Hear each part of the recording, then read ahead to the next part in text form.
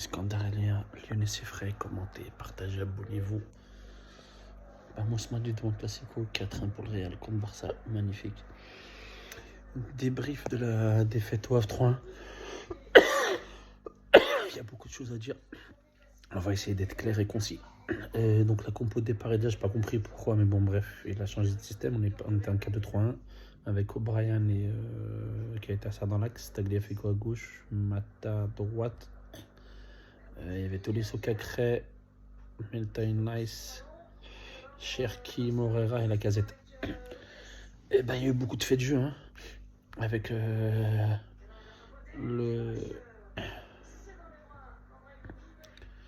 but pris sur un corner, un but éclaté, le premier but de déviation, le but de la tête déviée, mais bizarrement, O'Brien qui prend rouge, pour moi c'est logique dans un sens, mais par contre je comprends pas que le tacle sur Clinton Mata, il est appuyé sur la cheville, ni penalty ni rouge, parce que si à ce moment-là tu siffles penalty rouge, sachant qu'on perd 1-0, la fusion du match n'est pas pareille.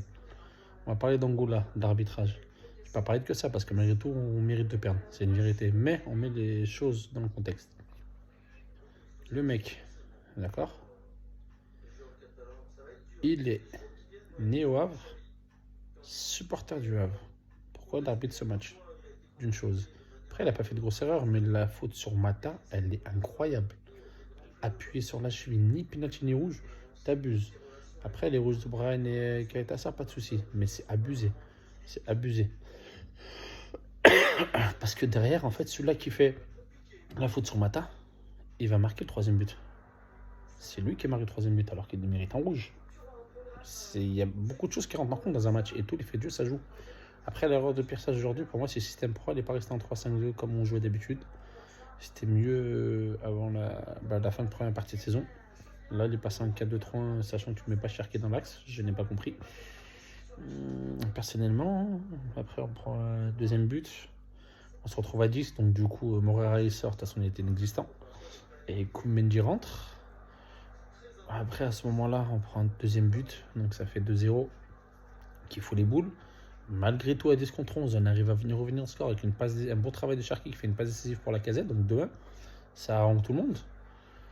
Et derrière, on prend un troisième but exceptionnel, mais c'est celui-là qui fait la faute sur Mata sur la cheville, qui aurait peut-être pas dû être sur le terrain. Donc ça fait 3-1 à ce moment-là. Et là, tu te dis, oulala, on va retrouver dans nos travers, etc. Non, c'est juste qu'ils avaient plus la dalle. Ils étaient plus agressifs que nous, le Havre. Donc, ils méritent plus de gagner. Et malgré tout, à 10 contre 11, je trouve qu'on aurait pu revenir au score. On s'est créé énormément d'occasions, mais des choix qui ont été mal faits. Malgré tout, à 10 contre 11, on était meilleur pour moi qu'à 11 contre 11. Après, si on fait cas par cas, pour Lopez, je commence à en avoir marre personnellement. Je pense qu'on fait une vraie concurrence avec Perry. Vraiment, je commence à trop dans un confort. Tagliafico, c'était correct. O'Brien, Caleta-Sar, dur sur l'homme, mais un peu trop là. Mata, je préfère Koumbendi, mais Koumbendi, c'est pas top, mais au fur et à mesure, là, il est rentré dans un match à 10. C'était pas des super conditions. Même si Mata est devant lui, c'est son club formateur. Il y a beaucoup de choses qui rentrent en compte. Il était très moyen. Tolisso Cacré, ça allait. Tolisso, j'attends toujours plus. Cherki, j'attends toujours plus, mais Cherki, je trouve qu'il avait épuré son jeu malgré tout. Morera était catastrophique. Meltainas, il était correct. Lacazette, il a marqué et il est pas assez dégueulasse. Je pense que lui, on aura toujours besoin pour jouer le maintien parce que malgré tout, je dis qu'on va se maintenir, on pourra même jouer plus haut. Mais on joue le maintien encore, c'est sûr et certain. Il ne fallait pas croire qu'on allait directement. La deuxième partie de saison va être compliquée parce qu'on reçoit Rennes, on reçoit Marseille. Il y a Monaco, il y a des gros matchs. Il y a Lens, il y a des gros matchs. Mais je pense que ça sera mieux par la suite. Là, c'est dommage de repartir en championnat comme ça, avec beaucoup de faits de jeu, avec un deuxième carton rouge de Caleta-Sar qui est très bête. Mais Yana me dit c'est mérité le rouge. Je suis d'accord avec vous, parce qu'il vient de derrière, ça fait très très mal, c'est dangereux, surtout que c'est loin de ton camp, c'est inutile. Mais quand c'est dans le camp adverse, c'est loin de ton camp. Le rouge, c'est une vraie intégrité physique où tu coupes une action, il ne coupe pas d'action, il est très loin, après il prend la cheville bêtement. Mais ouais, et l'arbitrage d'Angola, moi je répète par rapport à Mata, la VAR qui n'est même pas contactée, alors qu'elle est flagrante, c'est incroyable. Le mec qui est né au Havre, supporter du Havre, comment tu peux arbitrer ce match-là? Ça, je ne comprends pas. Mais comme je répète, la victoire de Havre est méritée, hein. Ils ont eu la dalle, plus agressif. On s'est fait marcher dessus. Malgré tout, on a eu bien réagi à 10 contre 11. Bizarrement, on a mieux joué qu'à 11 contre 11. On a beaucoup mieux joué à 11 contre 11. Donc c'était beaucoup mieux. Largement. Donc franchement, il y a du positif dans ce match-là malgré tout. C'est pas normal qu'on joue comme ça à 10, mais à 10, c'est une créée de situation. Je pense qu'on aurait pu revenir au score. Donc il va falloir encore travailler. Mais je pense qu'il faut qu'il trouve le bon système. Ça, pour moi, le bon système, c'est le 3-5-2 comme il a fait avec les 3 devs centraux.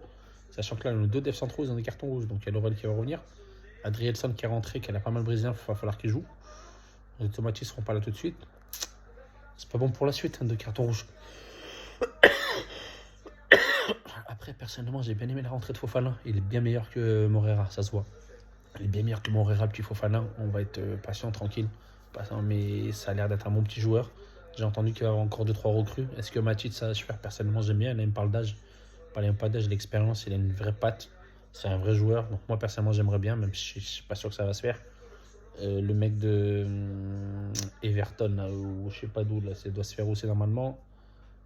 Danjurama, là, je sais pas quoi. Il y a Benrahma, je sais pas. Ça travaille plutôt pas mal.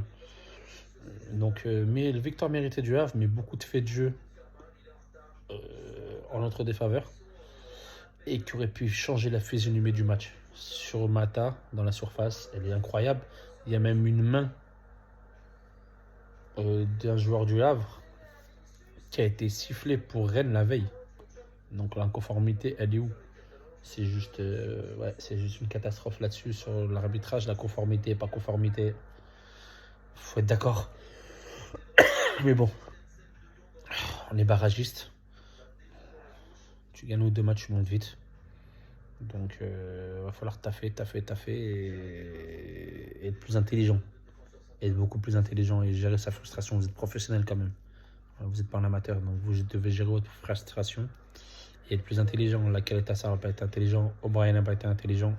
Tu mets en difficulté tes coéquipiers défensivement, tu mets un joueur de moins. C'est inutile en plus.